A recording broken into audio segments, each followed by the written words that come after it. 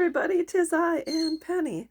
I want to talk about Fort Knox babies, and you might think, what the heck are you talking about? And I'll explain it. I had an experience with a Fort Knox baby. This is the type of baby that a parent does not want anyone else to see. You might say, well, that's really strange because when we go out in public, our people see our children, but I'm talking about the type of person that locks their kid up and puts him in an area, a fortress like Fort Knox, where no one else can get to them unless the parent approves it. And I'm just going to go off the cuff. I was married to a man who demanded we have a Fort Knox baby. I didn't know until after I got married that I had married an abusive person.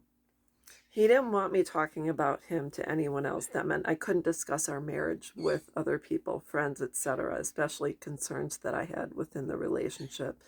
And when we had our first daughter, he would keep her covered when we would leave the house. That meant he didn't want strangers looking at her. He didn't deny me the opportunity to send pictures to family, etc. But for some odd reason, he wanted to lock her up like Fort Knox. I don't know why. I don't know the mindset. I didn't understand it. I didn't do that. I would cover her if I had to breastfeed, but other than that, she was pretty much uncovered unless she was sleeping or whatever.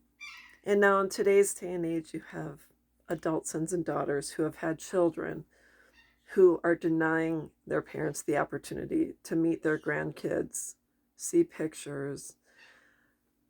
They don't post pictures on Facebook. Their profiles are set to private, and they're really getting rid of anyone else who has access to their children that may share pictures. So let's say you're a grandma that doesn't get pictures, but the other grandma sends you pictures. Well, she's at risk if she does the first birthday pictures, first tooth pictures, first smile, etc. Other people are at risk when it comes to Fort Knox babies. I don't know why our adult sons and daughters are denying us an opportunity to get to know our grandchildren. People say, well, they're not your kids, you don't have rights. It takes a village to raise a child. The more people in the child's life that loves them, the healthier the esteem. I can't figure out why a person would take a baby and claim this is my property and treat them as an object instead of an individual. I don't know. And the truth is there is absolutely no study done yet of the long-term repercussions regarding parental estrangement. I feel very sad for the children that are Fort Knox babies because they don't have a say. As far as I know, my youngest daughter has told people I'm dead. I don't know what she's told her own children about me. I don't know if she said that I'm dead, I'm sick, I'm not well, that someone else is her mother. I have no idea. But nobody is allowed to share pictures with me. I have had people that have. And now I say basically the only person I want pictures from is my daughter. And if she doesn't want me to have them, I don't want to see them. I think for me personally, it may have been easier in my estrangement because I didn't get to know my grandchildren, and then hence they weren't ripped out of my arms again.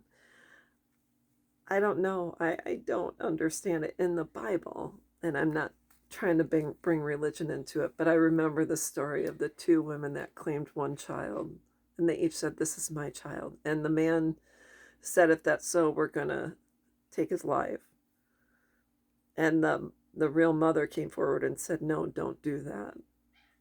I love him enough to allow him to continue living. I don't want to see him suffer and in pain. And so that's what I'm talking about.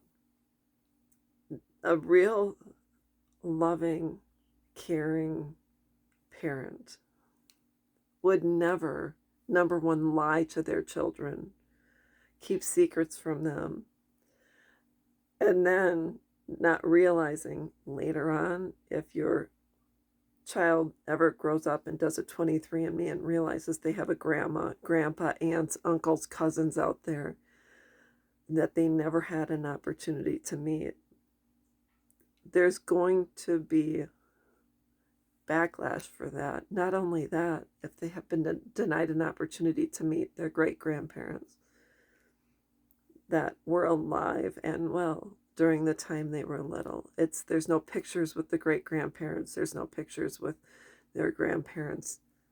You're wiping clean. So these Fort Knox babies are going to be missing not just the experience of their family tree, their family history. It's something you really have to think about if you're planning on having a Fort Knox baby. Even if I didn't have a relationship with someone in my family, I still allowed my children the opportunity to get to know their extended family. And that's saying a lot. It's putting aside your feelings for the love of your children. And that's all there is to it. That's all I have to say, and I'll be back.